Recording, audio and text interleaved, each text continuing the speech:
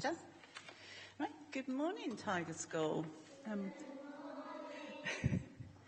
And welcome to our lovely town hall. I hope you're suitably impressed by it, aren't you? All this lovely decor. And as you seem to be so experienced with your school council meetings already, I'm sure we'll have a great time. Now, my name is Caroline Matthews. You might have remembered me from when we come along to do the school council elections and help you with those. Sorry? You remember, do you? Oh, good. And this is my colleague Nicola Russell, who also came along as well. Now, Nicola works in the electoral registration team, and I work in the democratic services team. Now, we hope you enjoy your visit today and the experience of using our council meeting facilities. This is how we set up a normal committee meeting. Okay, so this gives you the experience of being in a real committee meeting where the councillors actually have their meetings. Now, to use the microphones, you simply press the middle button. Now, if that goes to green, that means you're okay to speak, okay? But when you finish speaking, you press the green button again to turn off that microphone. Otherwise, somebody else won't be able to speak, okay? So if you share a microphone between you, and if you could just adjust your nameplate so they sort of face us a bit better, because can't really see. Black felt pen because it's my eyes. No, I I'm. can't see the pin at all. So I'm having, yeah. Because I can only see the black. Yeah. I can read these three. Yeah, and it's as it goes along, isn't it? Oh, Cyrus. No, it's Ashton and it's Abby.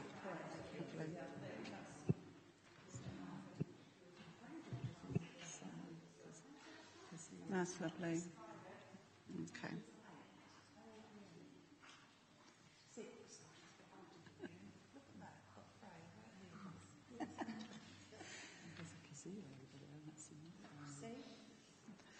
Now, we've invited a couple of our councillors along today, so you can have a question and answer session with them. Now, we've got Councillor Fran Wilson sitting next to me. Fran is currently our leader of the council, and Denise Joy has, well, actually, you're both High Street ward members, aren't you, which relates to this sort of area here. But Denise has been a former mayor, so you may like to ask her some questions on being the mayor. Okay, I'm sure you've got some questions up your sleeves, haven't you? So what we thought the format for today would be that you would do a little question and answer session with the councillors. Then you'll have your own school council meeting. And then Richard Ash over there has kindly offered to do a tour for you of the town hall, where we did promise you some sort of scary things, didn't we? Which I'm sure you're all looking forward to. Right, okay, so shall we start with the question and answer session? So if you want to ask a question, if you want to put your hand up, and then once I've said your name, if you remember to use the microphone to ask the question. Okay? Sorry? She's wearing, yeah. Okay, right, hands up. Who wants to ask a question? Ashton. It's red. Hello? Okay. Was it like being a councillor?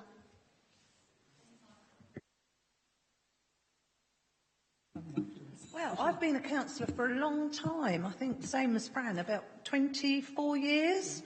So I've been a councillor for a long time. So I suppose the first thing I can say, I do enjoy what I do because I'm interested in people and trying to find out what their views are. And that then helps to help them have things to make things better. So, yes, I think we both enjoy being a councillor. Yes, I enjoy it very much too, because at the end of the day, that is what it's all about, helping the people that you've been elected to represent, but also, once you're elected, not just looking after them, but thinking about the whole borough of Maidstone. So, for example, we've just said we're both High Street Ward councillors. You're from a school in South Ward, I think it is. And, but we'd still, if you came to us, we would still know that it was our duty to help you, although we would always let your own directly elected councillor know that you'd come to us. I'm just going to say a little bit more about my particular job and what that is. As I look at you, we've got what I would call a majority council. So if you look down the side, there are 5 of you on one side and there are 6 of you on the other. And in politics, that would mean that you're all one party sitting there and you're a different party sitting there. Now, I'm the leader of the council and we've actually got 5 groups. So it's very difficult sometimes for them to make a decision. And the job of the leader of the council is to try and get those people together and try and say, right, can we find a way through this? So if, for argument's sake, you had to make a big decision, I don't know, let's say your teacher provided a bag of sweets every day and there was one sweet for all of you. That would be easy, wouldn't it? You just dish them out. Supposing they're different colours and you all knew which colour you wanted, that would be quite easy too if the teacher was giving you the right colours every day. But supposing the day arrived when you were told that there were no longer enough sweets for every person and there were going to be 5 fewer than you'd ever had before, then you would all have to make a decision about how you were going to manage that. Who would get those sweets? Who wouldn't get those sweets? Could you cut them in half? All sorts of things you could think about. And if you on that side knew that you wanted to do it one way, and you on that side knew you wanted to do it another way, if you voted, you'd probably get what you wanted. But actually, they might start to persuade you differently. That's where I come in, to try and say, well, you on this side, have you thought of this? Or have you thought of that? And the party on that side, have you thought of this? Or have you thought of that? And maybe you'd come together and instead of having an argument and a battle royal about how you were going to manage those sweets, you might all come to the same conclusion. And that makes life much easier for all of you, because then it's easier to explain why you've come to a certain way of doing things. That's a very long-winded way, but think about it. Difficult decisions, and as as councillors in your own school, sometimes you're going to have to make difficult decisions too. So, but it is a fun and it's very enjoyable and very satisfying. Okay, who wants to ask the next question? Are you very busy? Is your job really busy?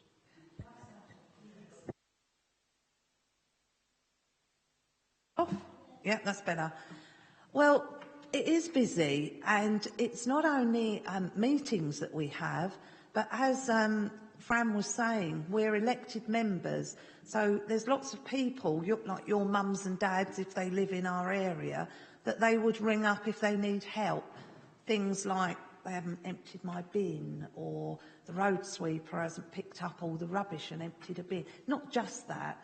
So yes, we're busy at meetings, we're busy helping people. But because Fran is leader of the council, she has lots of extra meetings that me as a councillor wouldn't have, because she's meeting with other people. But I'll let Fran explain that one. I have to go all round the county. We are one borough, but there are 13.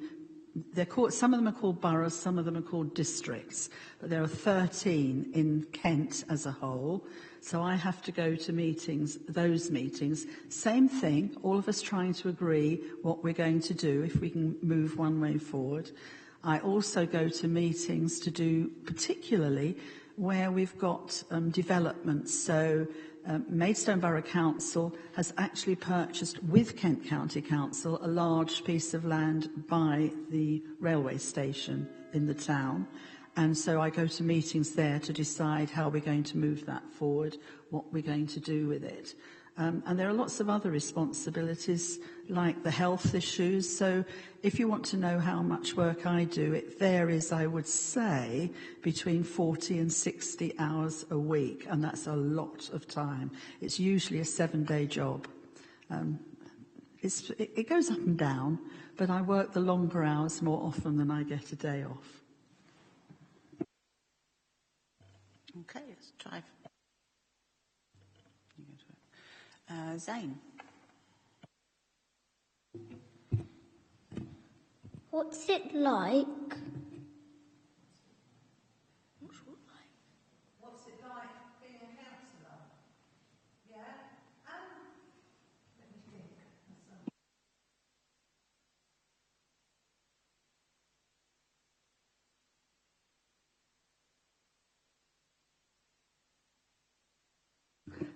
Let's say it varies. Sometimes at the end of a week you think, I've done a really good job this week.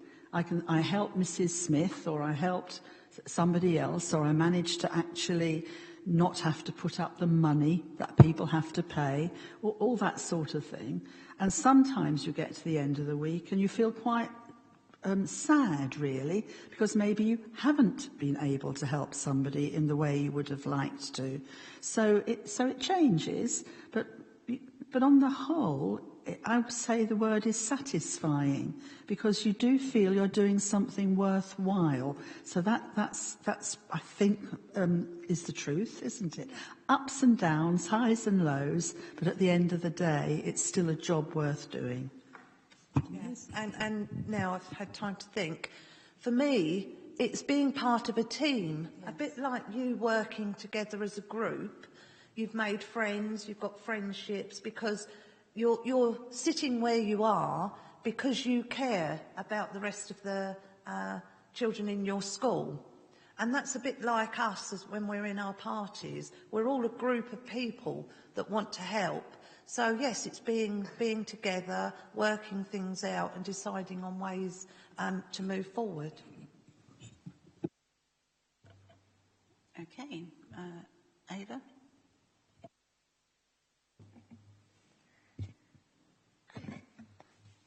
Why did you want to be a counsellor?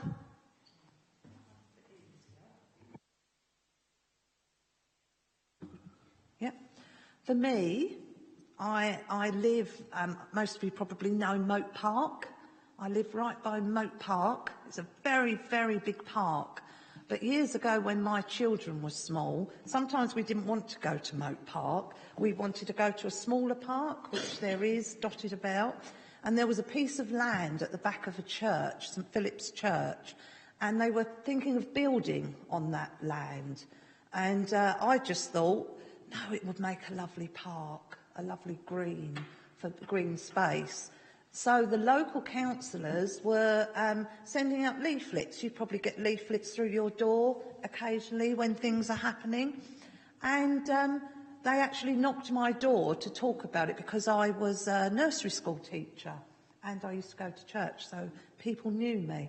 So it was really, I became involved in helping and being a counsellor because I had strong opinions on some land that I felt was a better use than building more houses.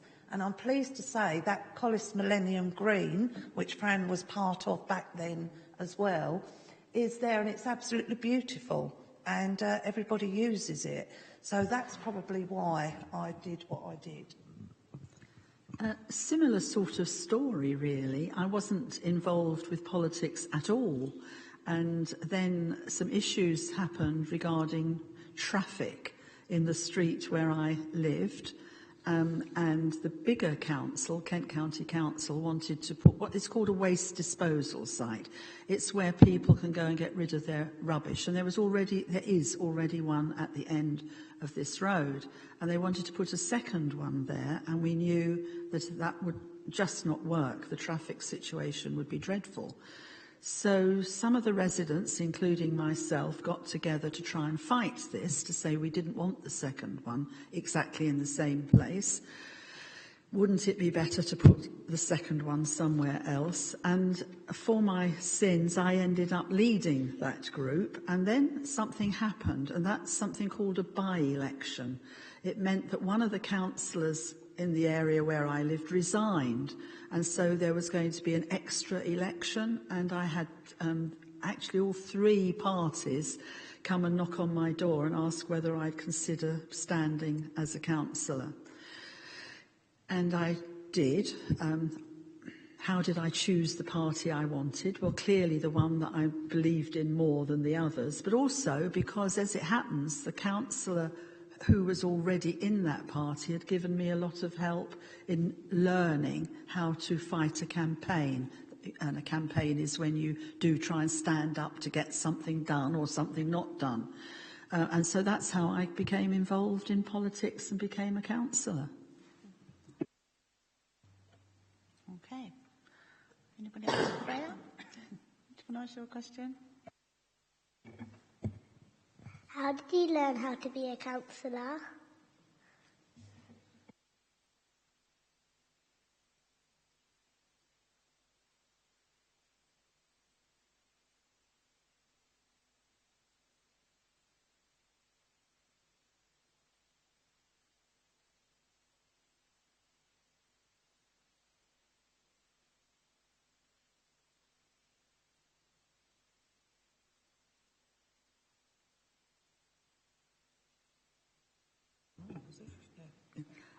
I suppose I could say I had a bit of a head start, because when I was asked to be a councillor, I was already working, and the job I did was actually as an officer.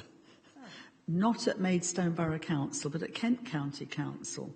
So when I started, I did know what to do in relation to committees and that side of it. The rest of it, you really learn as you go along. The baseline is you want to do the best for the people who come to you.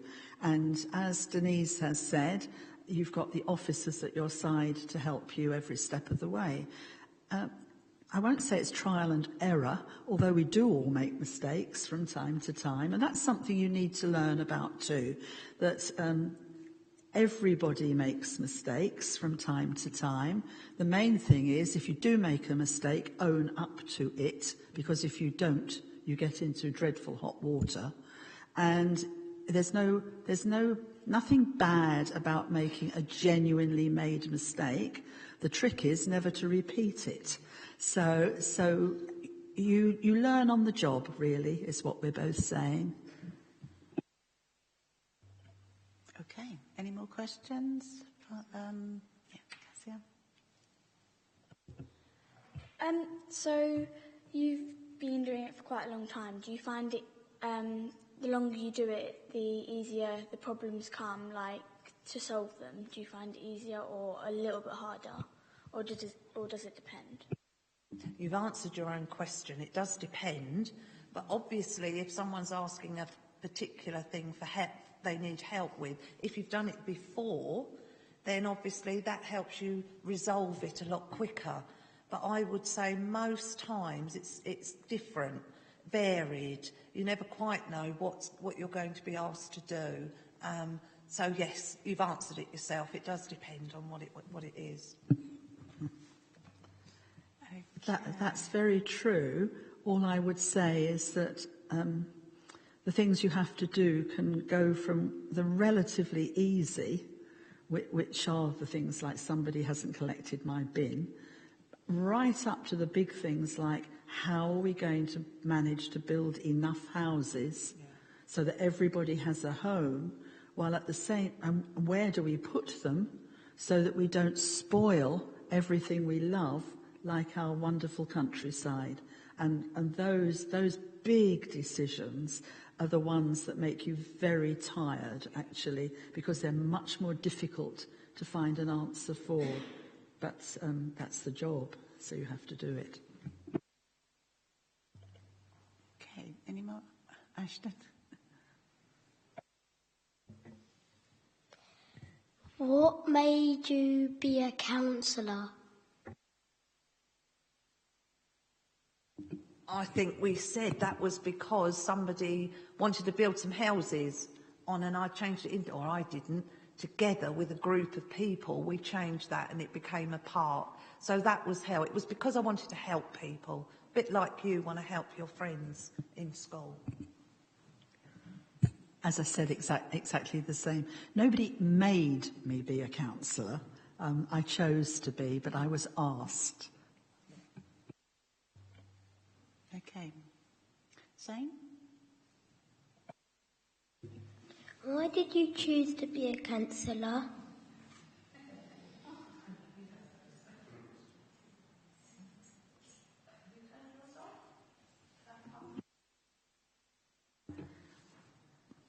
I chose to do it because when I was asked, I spoke a lot to my family about it first, and we all decided as a family that it was something that perhaps I should do, that it would be satisfying and to have a go. So it was really a family decision, not just mine. No, I think Okay. Lexi? When do you have meetings?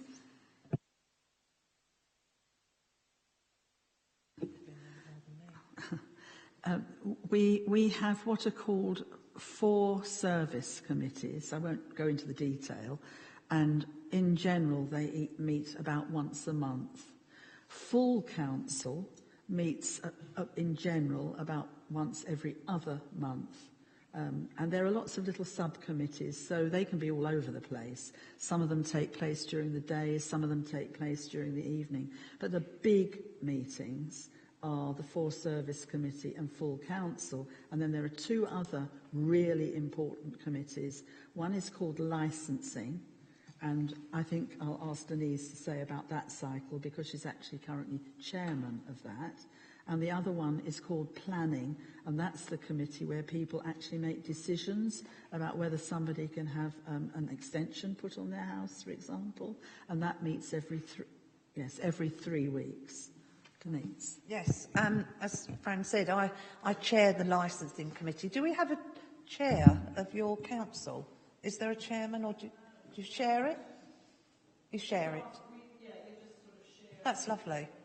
Good. Oh, well, we elect a chairman at the committee. So as Fran said, we've got different committees, and then at that meeting they will elect a chairman. So the chairman will sit where we are, and the others will sit at the side. So they're just helping. So for licensing, it's looking after, as you know, Maidstone is a big town, and it has lots of pubs and clubs and things like that. So people have to come and have a licence, because anything that's going on in Maidstone has to be safe. So it has to come to the committee so that they can grant a licence so that they can open their pubs. But it's all to make sure that everything's safe so that when people go there, they can be looked after properly. Freddie? How many years have you been a counsellor?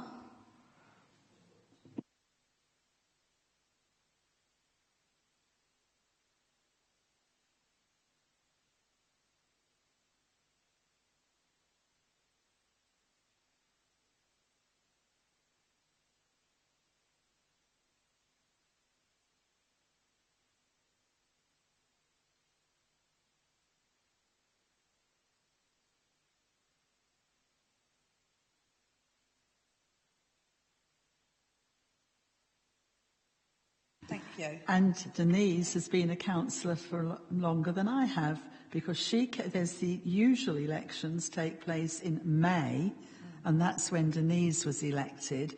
And because I came in on, as I told you, on a by-election, I became a councillor in November of the same year. So actually, Denise has been a councillor for longer than I have.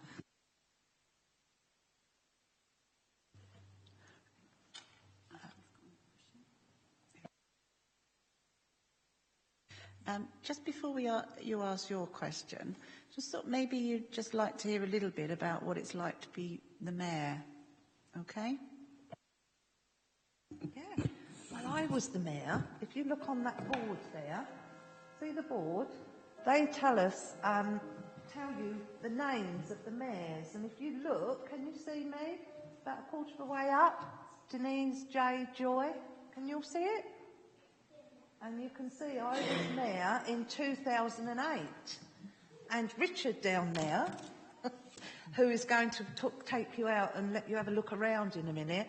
Richard was mayor, and if you look up there, Richard, Ash, so he was mayor before me, and then I was Richard's deputy. And that's how it happens on the council. So you have a mayor and you have a deputy mayor, and it changes every year. So every year we have a new mayor, and we have one that will be appointed on Saturday, next Saturday, not this Saturday, next Saturday.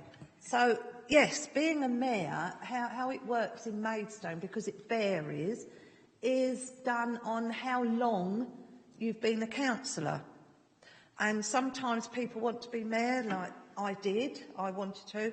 Fran could have been mayor, but she decided, well, we needed Fran to lead the council. So it'd be very difficult to be a mayor and lead the council. But, and you do it for a year. So you're deputy mayor for a year, and then you're elected mayor for a year. Now, have any of you ever been into town on the Saturday when we have the civic day, and the mayor stands out on the dais, don't they? You've been, yeah? And then the horse and carriage comes, doesn't it? You can't, right. And then we have this lovely ride, well, I did and my husband. We had a lovely ride down to All Saints Church in this beautiful carriage. And that's where we go, and all the councillors walk down behind us, which is we parade into the church. And that's where we go into church, and we say we're going to do our best for Maidstone. You know, we do an oath that says we will do our best to represent the people of Maidstone when you're mayor. Because when you're mayor, you go out and you meet lots and lots of people, because they invite you to come and get to know all their different charities that they run. Because Maidstone have loads and loads of charities that do all this lovely work. Lots of volunteers that help the charities. So you go along and you meet them. But it's good fun as well. You get a chauffeur that takes you around. So that was nice, because I don't drive. So to have a chauffeur come to my house in this lovely car and take me to all my engagements was wonderful. And I did some really interesting things. But mainly it's an opportunity to go out and meet people and to say thank you. Thank you to all the volunteers and to all the businesses that are coming to Maidstone, because they're coming to make Maidstone a better place. So you have to say thank you, and that's what the mayor does. Oh, plus I wore a chain. Has any of you seen the mayor's chain that they wear? Yeah? No? I think I was the only mayor that ever used to go out in the garden and hang the washing out. I always remember I was so busy, because when you're mayor, you're, you know, so busy.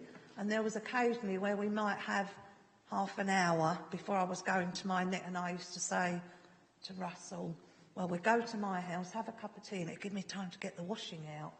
So I used to have this beautiful gold chain, but I never took photos of it, and I was out there hanging out the washing. But that's a bit of a secret, because it's not really a job a mayor should be doing, but I did.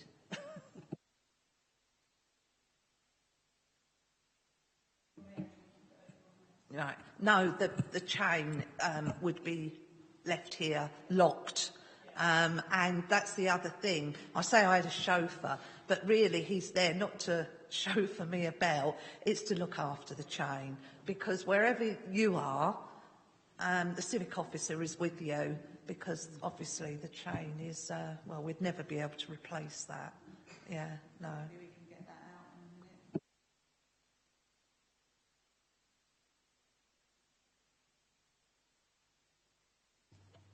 Okay.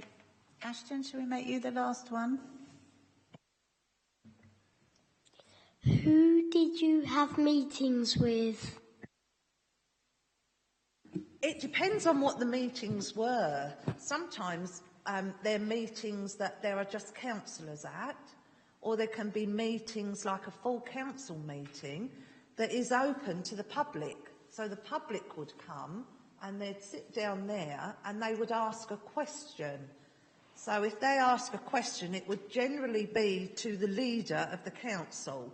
So I'll let Fran elaborate on that one a bit more. Well, yes, we get questions and they can come from anybody, but I suppose what I'm going to say is that as leader of the council, I've done things that I never thought would ever happen to me in my life. One of them I know that Denise has done as the mayor, and that is to go to the Queen's Garden Party. So that was a big thrill. I was invited to go to that with one of the mayors. The other thing I've done is that I have been to number 10 Downing Street, where the Prime Minister lives. So I've been there twice. I've also been to the Houses of Parliament for meetings there. So, and when you think of all the things you can do in your life, I don't think very many people have been fortunate enough to actually go to the Houses of Parliament, to Buckingham Palace, to number 10 Downing Street. And along the way, I've also managed to go to Canterbury Cathedral and climb up to the very top of it, which is absolutely amazing when you get to the top and you can see all around Canterbury. So you do get, apart from all the hard work, you do get opportunities to do things that very few other people do. Some people may do one of those things, but to being able to do all of those things, I think, is unique and a huge privilege. Did you want to add anything? No. Okay, now it's time for you to have your school council meeting. And Sarah, do you want somebody to facilitate it? Do you want to facilitate it, or...?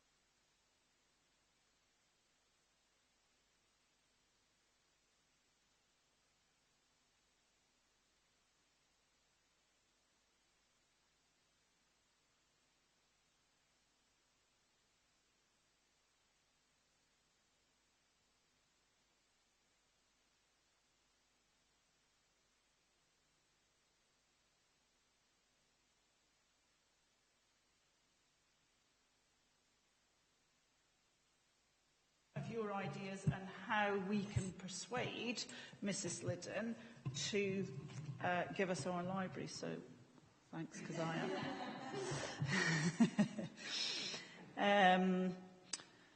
So if we were writing her a letter, if we were having a meeting with Mrs. Liddon, what kind of things might we be putting to her about our library? Why do we want a library in the first place?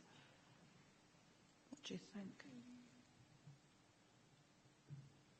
Think about all those answers that when you went out to ask all the children in the school and they came up with some really nice ideas as to what they wanted in their library. What do you think are the best parts of that we can take to Mrs. Liddon? Keziah? For the education of the children. The education of the children, yeah. It would be a good way for them to also calm and relax. Because I know it can be very stressful, maybe for the next year sixes or the next after that, and just maybe sometimes the little groups where they go on the stairs, maybe so it's in a quiet space, they could go in the library. Okay, so a calm and relaxed area for the children who sometimes need that. Yeah, like sometimes you have it's those... quite hectic, isn't it, yeah. with all the noise that's going on in the plaza. Like so some of the people wear those things, yeah. so that would be a nice place to go and do it. It would, yeah, that's a really nice idea, common room idea for the children. Much faster at typing than I am at writing. Freddie?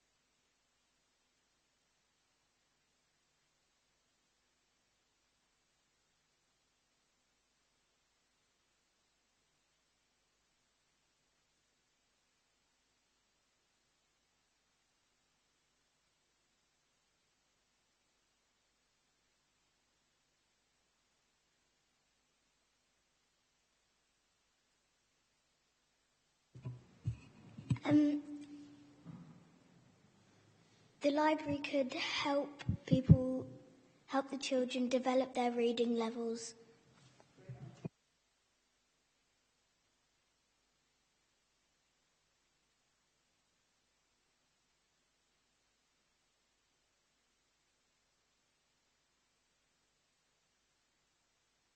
What would help them? So What would we- help you, Lexi, if you were thinking about it?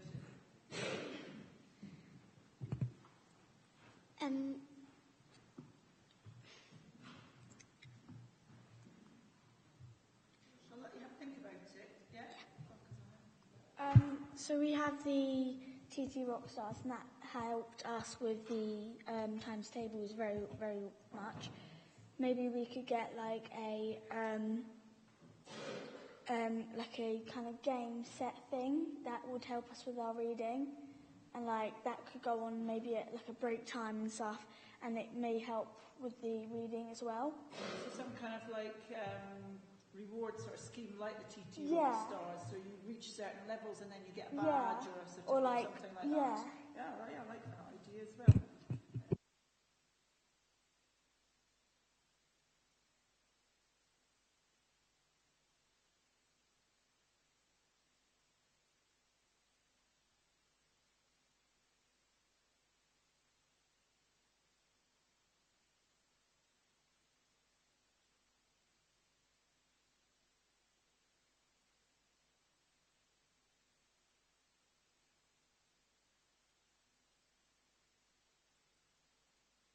They can have like different sections, so people can just walk into the library and go into the section that they like the most and just read the books that they like.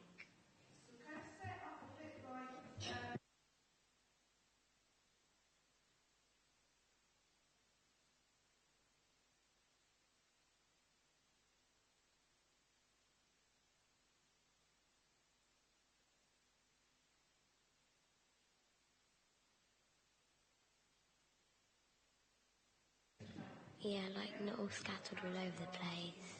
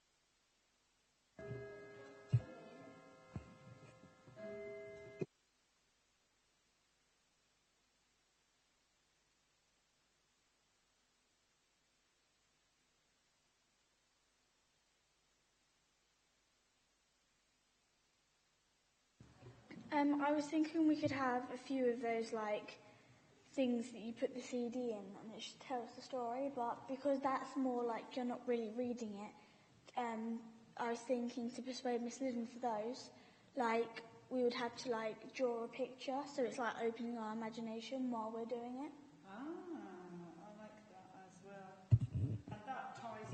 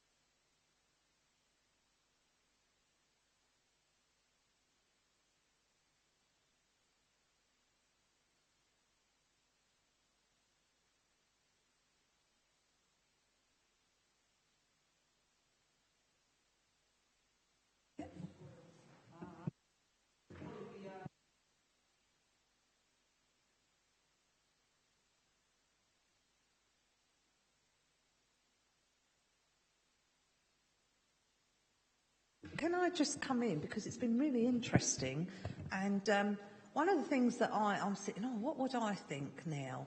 And one of the things I'm thinking that may just be helpful is if you think about at the school my grandchildren go to, occasionally I go in and do some reading. I don't know if that happens at your school, but wouldn't it be a good way of getting more parental involvement in your school? If you had a library, you could have a couple of mums or dads or grandmas like me that come in and looked after the library for you, so that the teachers could then send each class to the library at a time, choose a book, which is what happens at my grandchildren's school, and Freya and Jake come home, and what is so lovely, occasionally they'll choose a book for each other, and the wrong book will come out of the bag when they come to my house, because Freya's found something that she knows her brother would be really interested in, and she's worried that somebody else might choose it before it's Jake's turn to go. So they sometimes choose books that they know each of them are going to enjoy. So it's explaining to your head teacher that not only will it help you, but it will also help the involvement of your family as well, which is what reading's all about. It's everybody enjoying it. Can I just say, I'm sorry I had to go out, but I get a tickly cough, and I would have just choked and you wouldn't have heard each other. So I'm sorry.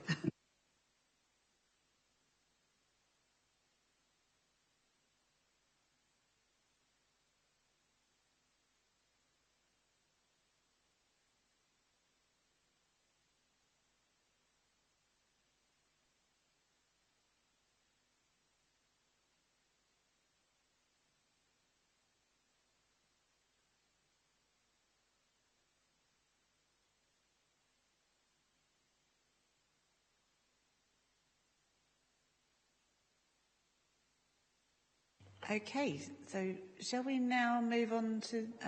did you want a quick drink before they move on, or... Yeah, should we have 5 minutes? Yeah.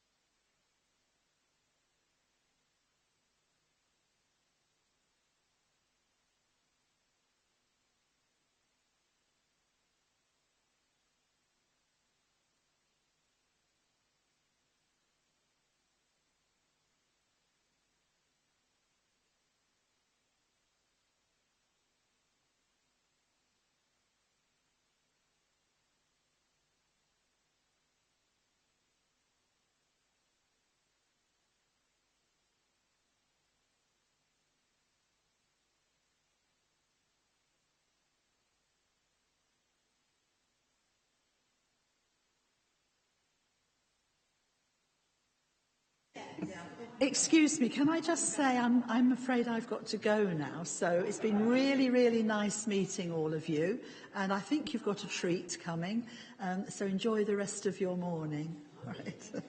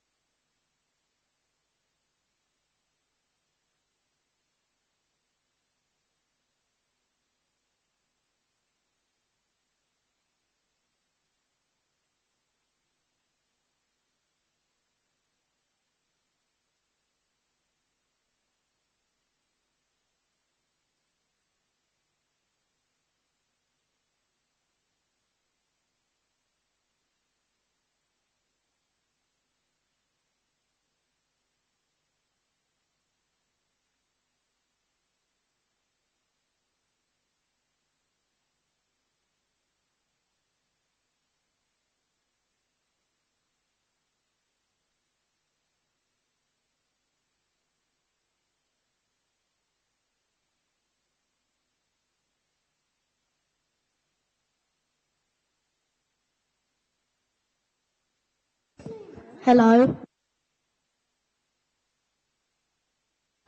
Hello.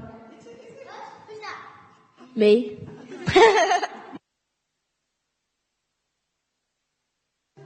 What are you doing, Freddy? Never do this. I'm speaking. Hello. Hey, hey. Pikachu. Bye-bye. Babble. Babadoo. Babio. Banana. Banana. Thank you, because it's too loud. Okay, so switch them off.